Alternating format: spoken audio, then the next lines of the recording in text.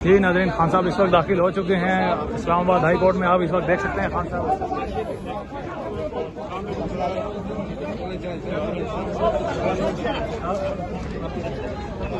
खान साहब, आप अफसोस का इजहार कर रहे हैं लेकिन माफी नहीं मांग रहे, वजह क्या है?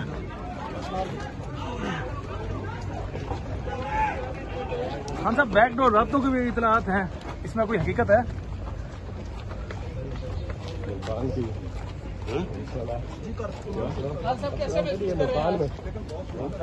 मुल्तान का इंशाल्लाह अच्छा होगा। कल तो बड़ा जबरदस्त हुआ।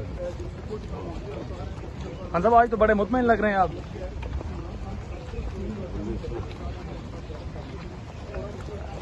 अल्लाह में मानने वाला हमेशा कल उसने नसीम शाह ने जो देखे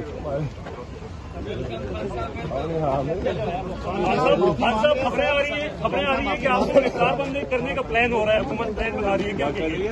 हुकूमत आपको गिरफ्तार करने का प्लान बना रही है, ऐसी खबरें आ रही है। तो बड़ी देर से कोशिश कर रही है। खान साहब, आपके खतरनाक हो गए हूँ तो इसलिए इतनी सिक्योरिटी लगाई है। तो जेल में जाके और खतरनाक हो जाएगा। हमारे सवाल का भी जवाब दे दे। खान साहब, कौन सी वज़ीर आज़म मुद्दत नहीं पूरी कर सका, क्या कहेंगे? अच्छा, इधर से भाई